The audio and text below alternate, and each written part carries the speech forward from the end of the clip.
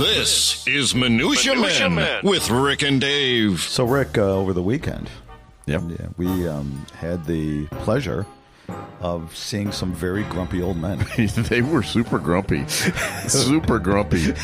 We saw The Who. Yeah. And there were actually a lot of grumpy old people in that audience. Yeah, that's true. It was not a young young audience. But No. I will say that those two on stage, they both, right?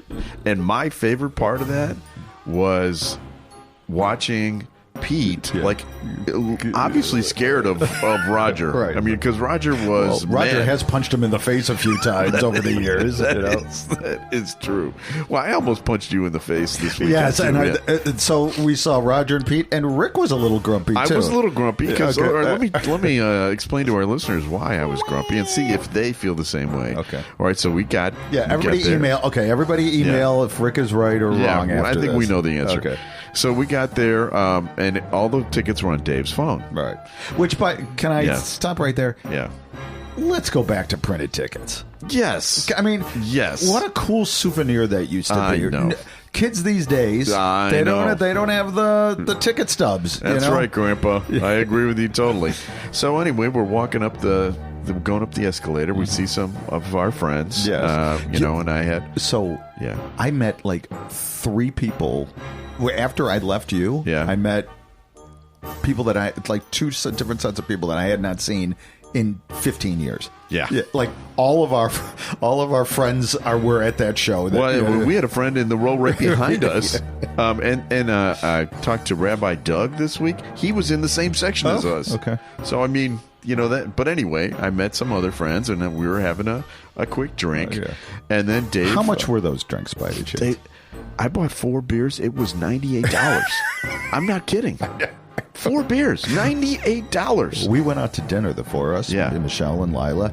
We went out to a great restaurant, by the way, Kaiser Tiger. It's on Ogden and Randolph. Right. Big plug here. Yeah. It is a great restaurant. Our dinner was cheaper. I know. Than the 4 beers that you bought. Yeah, be careful when you say, I'll get around. But anyway, so we're having our beer, and I turn around, and Dave is gone. You look great, by the way, there. Have you been losing weight? Stop it. So now think about this, all right? So Dave went to the seats. Yeah. Dave didn't tell me. No. Yeah, you did. No, I went downstairs. Yeah, you did. I went downstairs to get merch with Lila. Whatever. Okay. I didn't know where our seats were. He didn't tell me. Okay. So my friends go, well, we're gonna go in and watch the concert. Yeah. And I'm like, well, I'd love to, but I don't know where I'm sitting. And I'll tell you one of the other reasons. Whoa, and I'll tell you. Yeah. Get your figure out. Get your figure. Hey, Pete, get your figure off my chest. Because I had gone to the Cubs game earlier in the day with my son Johnny, and I had a similar experience because I got to the front gate, and I've been using this ballpark app for years, and for this one game, I get there, and all of a sudden I must have pressed the wrong button or something, and I couldn't get it. Well, and so I had take it easy, Rick. I had to reset my password, and I'm like, the game is on. You can hear the crowd cheering, and I'm saying to the woman, "Is there some way that you can help me?" Like, no, sir, it's on your phone. You have to figure it out. And then I get a message that says. I've never seen a play like that before. You cannot get in for another 5 minutes. You're locked out for 5 minutes. I'm like, why? Why would you do that? That was a quadruple play. Oh, my God. So anyway, I was feeling pretty old and pretty fragile. Okay. Well, and then I was abandoned, left out on the curb by my lifetime friend. Just left on the curb. Like, you know what? If he finds us, he finds us. What, how hard could it be? There's only 18,000 people here. Well, let the record show. I went to look for you. Yeah, finally. Okay. And you missed the opening band. Who cares? Right. Well, still. All right. And you were drinking with your friends. Whatever. Okay. It was not nearly as bad as the time that you forgot to pick me up for the Indianapolis 500. Okay, it's time to start the show. Minutia Men. The following is a Tony Lasano podcast, an Opie production on the Radio Misfits Podcast Network. This is Minutia Men with Rick and Dave. Didn't we already do a show? I mean, that was like 8 minutes. One thing that I did notice at the Who show, did you notice Nobody was standing up throughout that show. I did notice. We're all old. I'm fine with it. Oh my God, it was fantastic! It was fantastic. Great. Yep. And they had the Viagra stand was there, which was very cool. Yes, at the merch stand. Now it was really I love the fact that presumably the last time I'm going to see the Who. Yeah, and this is really possibly going to be the last time. This could be. I mean, he did say we'll be back, but not as the Who, right? Because I don't think they're going to be talking to each other anymore. But for a final show. And I've seen it like 12 or 14 times. To have that kind of bickering and there was a ton of screw ups. Pete started My Generation in the wrong key. Yep. Roger's mic kept on going, or Mike. Yeah. There were all sorts of problems, technical problems. It was great though. Yeah. And watching them kind of snipe at each other was just great. I enjoyed it. All right. Well, shall we get going?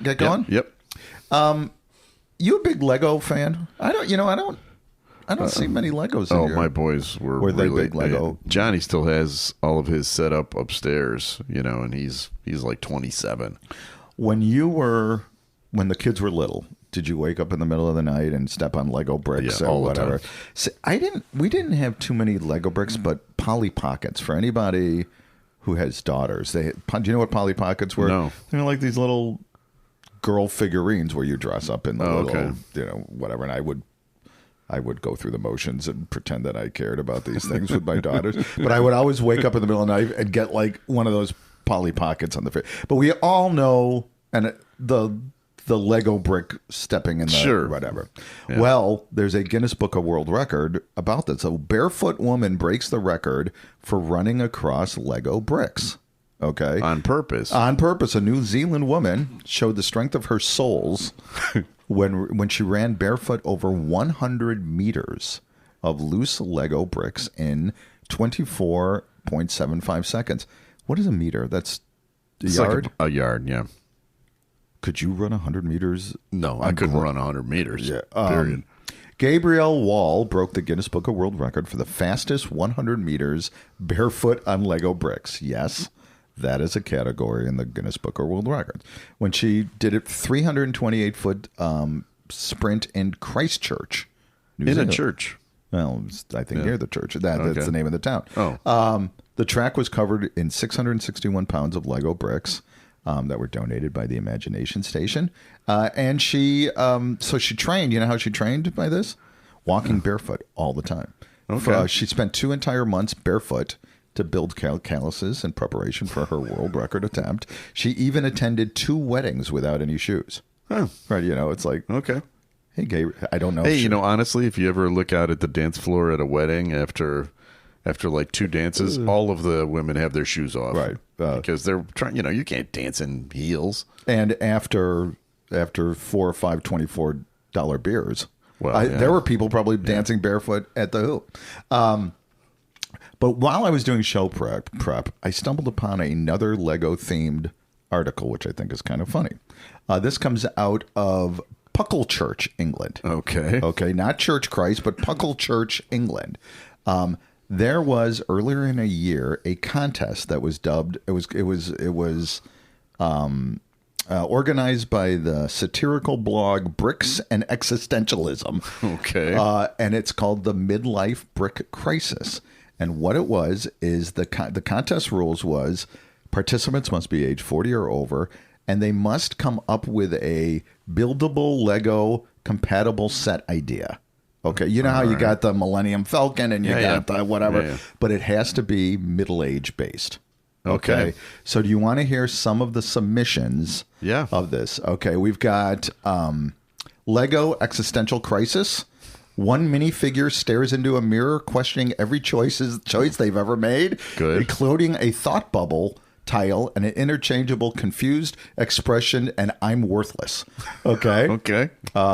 Grocery store self-checkout meltdown. Okay. Beep error, call for assistance. Yeah. Build a glitchy checkout lane complete with flashing red light and exasperated attendant. That one's a little too close to home. Will you? Oh, every fucking time. That the person that runs. Have you noticed that when you go to the grocery store and that self-checkout person, there's a different one every day? Yeah. Because they just quit after one shift. It's like, fuck this. I'm not going to do this. The Lego colonoscopy adventure. Oh, that's a good one. Prepare your minifigs for the ultimate screening event. Build a brick-built clinic with a waiting area, exam room, and the world's tiniest prep kit. Includes one nervous minifig, one overly cheerful doctor, and a very long, flexible tube piece. Okay? Nice. Midlife Crisis Convertible. Lego Midlife Crisis Convertible. A bright red sports card with no trunk space. Okay. For the minifigure questioning his life choices. Includes a younger date minifig and an accessory to divorce papers. Okay. And well, let me do one more. This is maybe my favorite. Last slice of office birthday cake. Recreate the passive aggressive politics of workplace desserts. Includes one half eaten cake and 3 minifigs scheming over the last slice. Okay, that's great. One more. Renaissance Fair turkey leg fight. Oh, good. I guess they have Renaissance fairs in England. 6 minifigures duel over the final greasy turkey leg at a Renaissance fair. Includes a knight dropping his helmet and a juggler with 2 left hands. So okay, but they have a DMV one here. There is an IKEA, building an IKEA thing. So there you go. Well, that sounds like a great contest. I'm a Roman Catholic, and we have our own. So when you're a Roman Catholic, does that mean you just go from town to town? You're a Roman no, Catholic? actually, it's not. Oddly enough, it's not ROAM. Okay, it's just ROMAN. Like I'm the original. I don't deal with the sequel. I'm an original. Okay. Yeah, that's true. You are.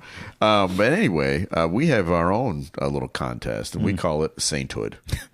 To make it into self-flagellation, isn't that good? Guilt? Is it guilt So there have been, thousands of saints over the years, and we now have the very first millennial Catholic saint. Okay. Pope Leo just canonized is an English-Italian man named Carlo Acutis. Okay. There was an open-air ceremony in St. Peter's Square over the weekend. Carlo was known as God's influencer. And yes. He passed away a few years ago at age 15 from an acute form of leukemia, which is the sad part. You do have to be dead to be a saint. Yeah. But he was like a computer programmer. But he was a computer programmer that worked on discovering saints and things like that. Millions have flocked to his tomb. And Pope Francis recognized a pair of miracles. So that's the other thing.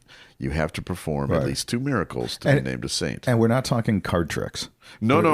In fact, they have to be declared miracles by the Pope. Okay. Pope Francis picked out 2 of these. I think you'll agree. One was in 2020, one in 2024. Okay, they were named miracles. His first millennial miracle, well, I think it's pretty astounding, was to get kids off their cell phones for 20 minutes. Right? No, he remembered every single password for his family's Roku stick. All of them. Hulu, Paramount Plus, Disney Plus, Peacock, Netflix, Amazon Prime, Marquee Network. All of them. All of them. Right. Okay. Which I thought, if that's not a miracle, that's pretty good. A second millennial miracle, this one might be the better. most impressive. He wrote an entire sentence with punctuation and fully spelled out words in a text. Oh my God! Really? Yeah. Really? Yes.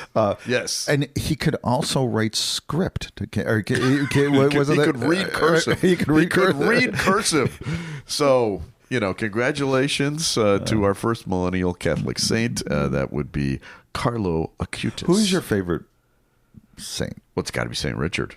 Okay. Yeah, I don't know what he did, but that's what I'm named Well, after. it was St. Patrick, the one that...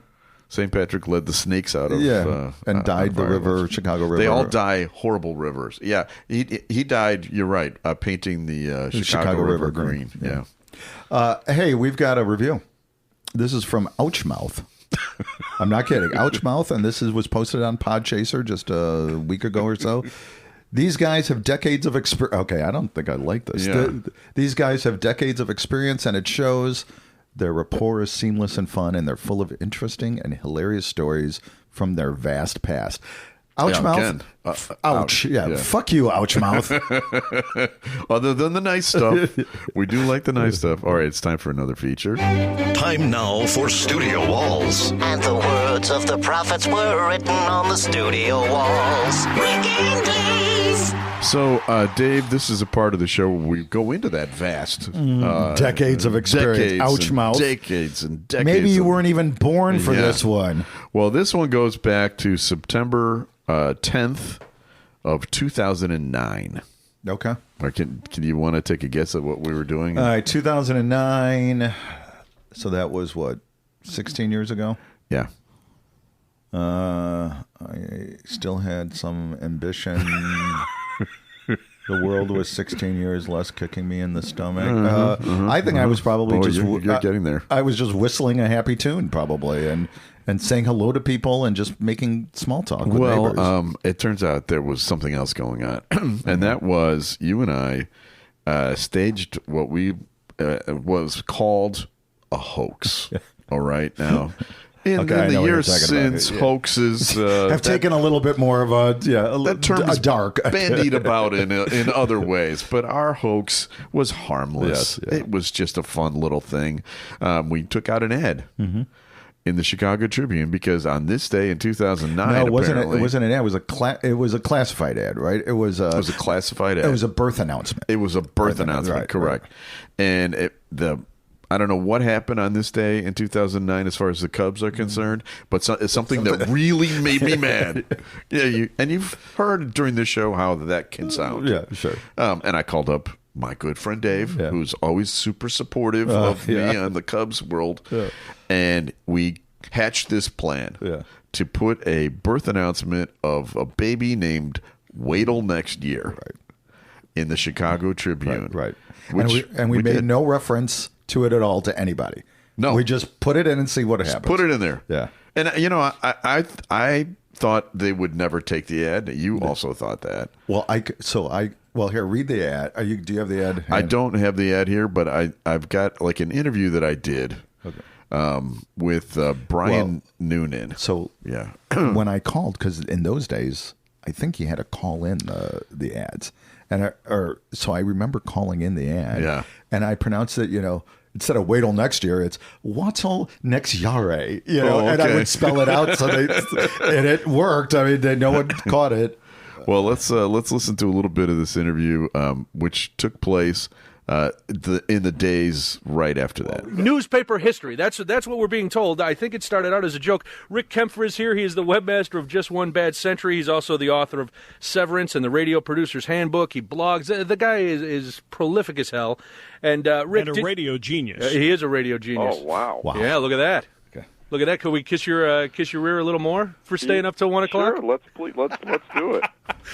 Now, Rick, this did not start out as a hoax. You didn't start out to dupe the general public, did you? No, it's called a joke. Oh, see, there are a lot of people not very big on jokes these days. No, I run a website called JustOneBadCentury.com, which is a kind of a funny look at the Chicago Cubs and how we managed to get to this point, which is, 100+ years now. It's very disheartening if you're a Cubs fan. It is. Which you are. Let's put that out there. Again, you are a lifelong Cubs fan. I am. Since 1968, I've been following them, and I have discovered something about my fellow Cub fans since I started this website, and that there is a large chunk of them that are relatively humorless. Yeah, it's baseball has become more than just a pastime for them. It's their life, and God forbid you make any kind of sport of it, which you happen to do, and it appeared in last Thursday's Tribune. You want to tell people what you did, and then shake your head in shame? Because it's very obviously you've hurt many people's feelings, and I have. And you also expose the fact that there's a lot of people who aren't that smart, quite frankly. Let's be honest. A lot of people not real bright. Well, I took an ad out in the Tribune, in the classified section, in the birth announcements, and the birth was of the baby Wait'll next year. Which I spelled cleverly so that the editors there at the Tribune would put it in the paper, And I honestly didn't think that they would really put it in there. Well, first of all, I mean, does it scare you that professional editors at a large metropolitan newspaper didn't read WAITLENEXYEARE and sound that out phonetically and say, hey, that spells wait till next year? You know, I think I'm going to cut them some slack for not getting that, but Okay. I will not cut them slack for not catching the parents' names, Which were? which were Sucky and Just a Crappy Year of Chicago's Yes. North Side. But the baby not born in Chicago. No, the baby was born in Los Angeles, and if you remember, it was born when Angel Guzman came in to pitch to Russell Martin with the bases loaded, and he hit a grand slam to lose the game for the Cubs and put them I think 7 games behind the Cardinals at the time. And I just decided that was it. That was Year's it? over. And you were talking to a friend of yours, and the idea was born Yes. to put this ad in. Now, again, obviously, if you're reading this, you've got to look at those names and go, Suki and Just a Crappy. That doesn't seem right at all. I need to call somebody up and find out if this is true. There's a baby picture that goes along with it, but the baby's clearly at least 8 months old. I was going to say, that baby looked about 16. It was sitting up, it had a beer, and it looked like a 5 o'clock shadow. That baby was very, very mature. I don't know. Now, my daughter was not born in California, but we lived out there. I didn't see the children growing at exponential rates when we were out there. No. This seemed... It seemed from the start like you had to be surprised, like you said, that they even printed it. But then the response after had to just be shocking. It was shocking. There's a website called Deadspin.com, which is a very popular sports blog website. I think it's one of the top ones in the country, and they are I believe Cardinals fans. I think they're based out of St. Louis. That'll explain the no sense of humor. Well, they think that Cub fans would do something like this. That would, and I can kind of see their point a little bit. I mean, there are kids out there named Addison and Clark and Sheffield and what have you. Well, one of your buddies' kids is named Ryan, isn't it? Well, the baby in the picture is actually named Ryan. And that's, of course, not after Ryan Sandberg? Is that why we can... Yes, it is. All right. Ryan Oh, it is Sandberg, Ryan yes. Sandberg. All right, Yes. I'm just checking. So Deadspin gets on this, and I remember seeing it all over Facebook and everywhere. Rick Kempfer's my guest, by the way.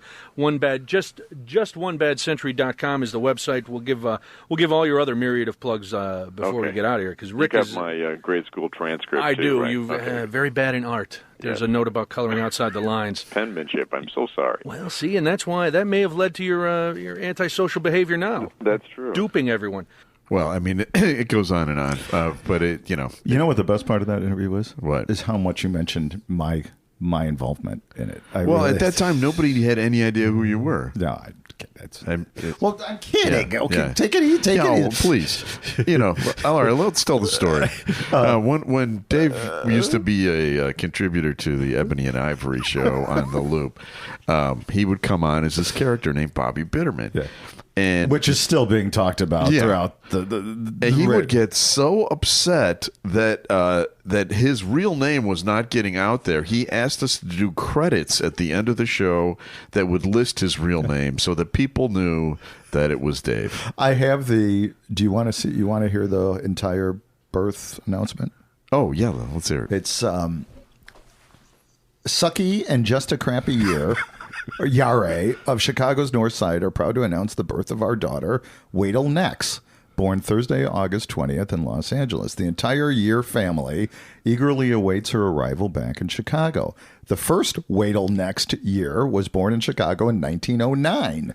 It's too bad great-great-great-grandma isn't around to see her namesake.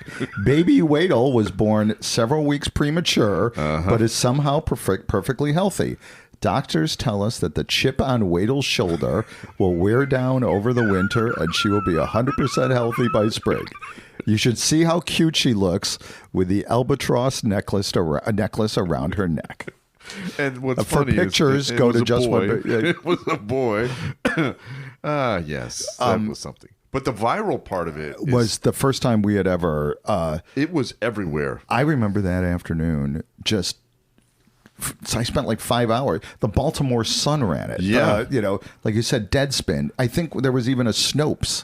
There we was. We were in there Snopes. was. I mean, NBC in Chicago, the TV station ran it. And what Brian had intimated, people were thinking it was true. Yeah, they thought it was real. That was real. It's like, these stupid, It wasn't. They weren't running the story to make say how funny the hoax is. Yeah. It was how ridiculous. Yeah, right. Yeah, that people actually believe. And this was really before social media took off. That was the first time I discovered Reddit. Oh, okay. Because it was like a trending. You know how these did the trending topic? It was like a Yahoo trending topic for an hour or whatever. All right. Well, anyway, so that is the story of wait till next year. I also remember, we got literally, because we put the website in there for pictures, go to Just One Bad Century, which, again, the Tribune should have maybe noticed. Well, they were probably just happy to get an advertiser. Probably. That was the last ad they ever got. And I would look at our traffic. We would have 30, 40,000 people at a time on the website. And we sold like 75 shirts. I know. We literally had millions of people and we sold like, I don't know. Hey, 75 shirts. I was going to say, that's a pretty good number. All right, it's time for another feature. Time now for Rick and Dave to open up that e-bag of email. All right, this is the kind of stuff we're getting now. All right, people are starting to understand who we are. This comes from Brent. It says, sound familiar? Ran across this obituary and thought of Rick. All right, now, so it's an obituary for Timothy Clark Smith, a diplomat and world traveler who received a bachelor's degree from Middlebury College in 1842. Okay. All right, now, how he ran across this, I have no idea. But here is the part that he sent an ad for. Because he feared being buried alive, he was interred in a specially designed grave. His face is positioned beneath a cement tube that leads from beneath the ground to the surface and ends at a 14 by 14 inch plate glass window. In addition to arranging Smith so he could see the surface if he was alive, he was buried with a bell in his hand so he could signal for help. Oh, my God, right. That is great. That is great. That is and good. I've got some ideas now. Yeah, right. Well, exactly. Because as when we saw the Blue Oyster Cult and people were saying how the Reaper is, we should be fearing it a little bit more. Maybe these are things you may spend a little bit more brain power on, okay? You got another story? Yeah, so this story is going to address pretty much the biggest geopolitical issue that the United States is facing today. Oh, okay. Let's get serious. All right. Okay. The United States is considering banning Iranians from shopping at Costco during the UN meeting, the diplomat meeting coming up. Really? Right. Because let's keep those bad. Right. What if they get one giant can of baked beans? The Trump administration is considering banning members of Iran's United Nations delegation from shopping at Costco during their visits to New York City, citing ongoing sanctions. The move comes as part of broader restrictions on Iranian officials' activities while in the United States. For years, the Iranian delegates reportedly relied on Costco trips to stock up on bulk items, and bring them back. I'm not making this up. Wow. They would ship them back to Iran, right? A White House spokesman defended the ban, saying it's consistent with the United States policy to limit privileges for sanctioned governments. Costco declined to comment directly, but reminded members that free samples of mini quiches and frozen meatballs are not a diplomatic entitlement and open to everybody. So Costco is good for Costco to, So again, what's happening is the Iranians are coming in for the delegation. This is a real story. This is a real story. Unbelievable. They go to Costco to stock up on whatever, and America's like, not on my watch. But I have a list here of the top 10 items, and this is from a consumer. I'm not 100% sure who this is. You just found it on the internet somewhere. Exactly. I found it on the internet. Just go with it. I'm sure it's right. But here are the top 10 items that the Iranian diplomats have bought over the years. Okay. Costco sheet cakes.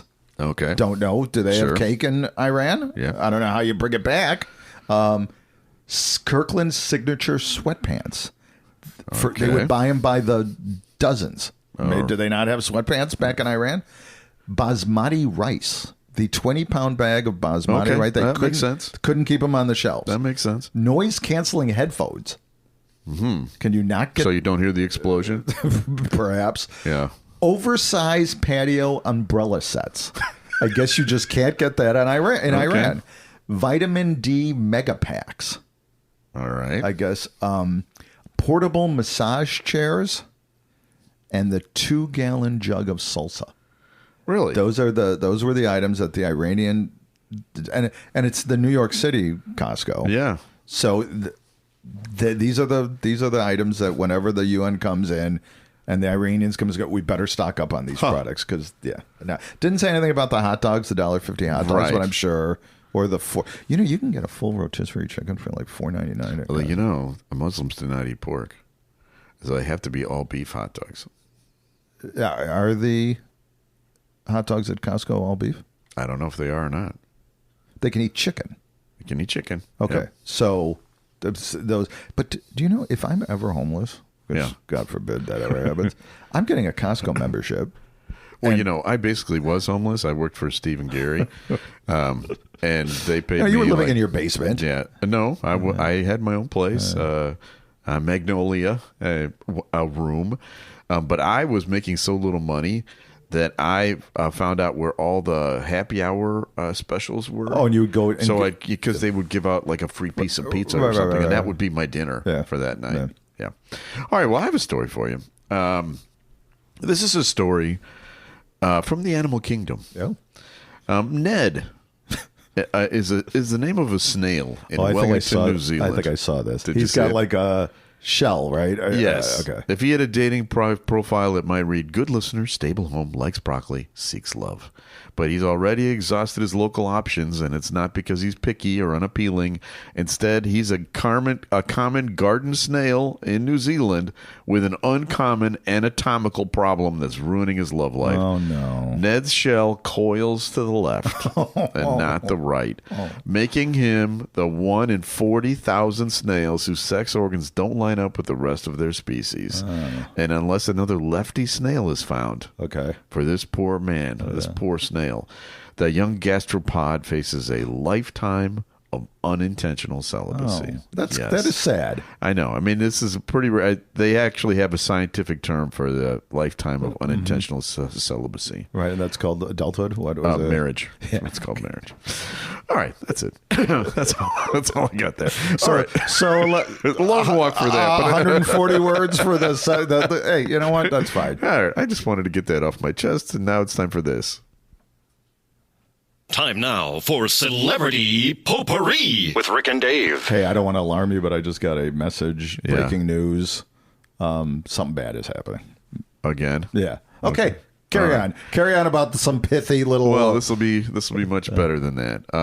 Actually, here's another example of how people are starting to figure us out. I got 3 different people send me the same video. Okay. So thank you to Bob and Charlie and Karen. This is a video about ketchup. Okay, because last week was last week's show was all about ketchup, and and apparently this made everybody think about a certain scene from The King of Queens. Okay, a show I'd never watched. I never did either. I hear it's great, but I never. But here is a scene. This is with Kevin James and Jerry Stiller, who plays his father-in-law on the show. And here we go. Douglas, would you please pass the ketchup? The what? The ketchup.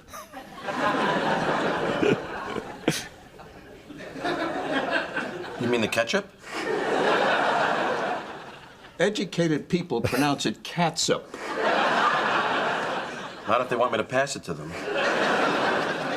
Fine, if that's the way you're going to be, then I'll do without. Not gonna happen, old man. My burger's getting cold. Just give me the ketchup. Okay, it's called ketchup. Say it right and you can have it. No. Say it. Say it. No, I will never say it. I'd rather die than say it. Then she's staying over here. Me amo ketchup. Fine. Then just say goodbye to these. Smash the potato chips. All right, you want the catsup? You can have the catsup here. Thank you. Thank you. That's enough. Okay. That's enough. That's enough. That's enough. That's enough. Oh, is that enough? Right? Yes, that's enough. That's enough. Then say it. Say it. Say it. What? Say it. Hey, what? What's it called? Ketchup.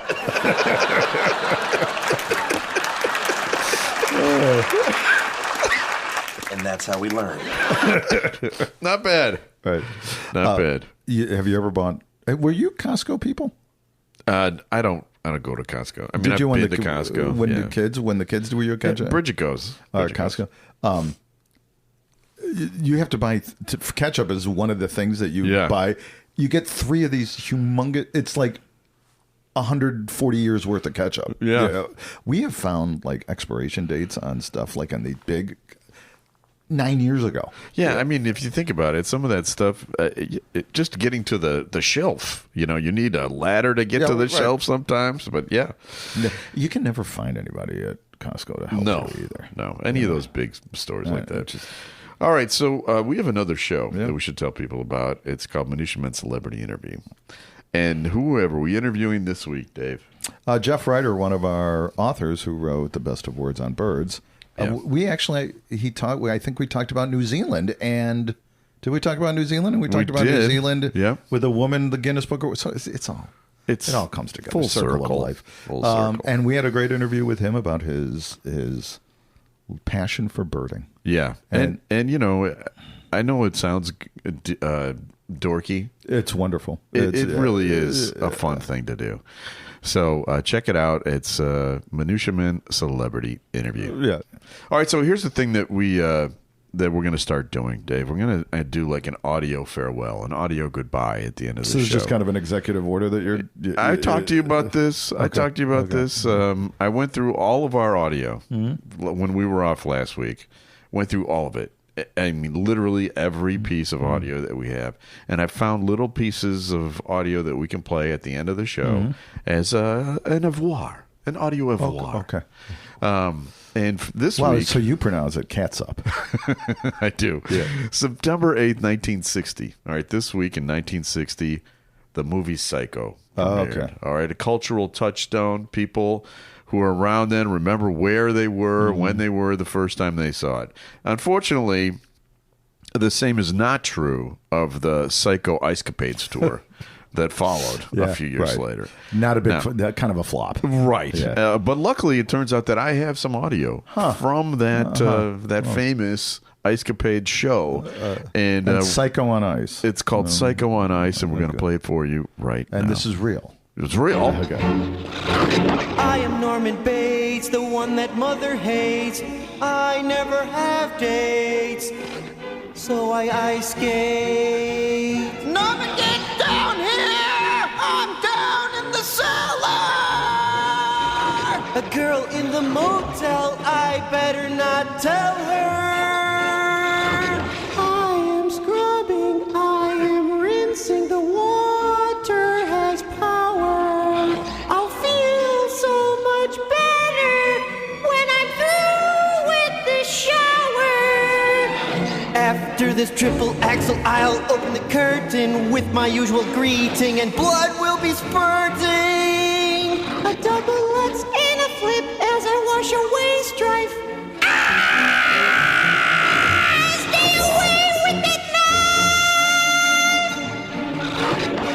knife! That's our audio avoir. Marijuana was not legal back then, was it? We'll be back.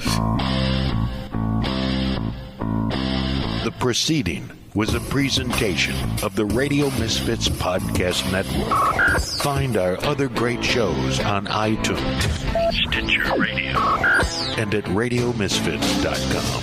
Thank you. Thank you. Thank you. This has been a presentation of Opie Productions. Tony, can you shut up? We have some people to thank. We need to thank executive producer Tony Lasano. Also, thanks to Ed Silla with the Radio Misfits Podcast Network. Great Talk Radio is dead. It's just moved to a better place, which is radiomisfits.com. You know what the best part is how much you mentioned my involvement in it. At that time, nobody had any idea who you were.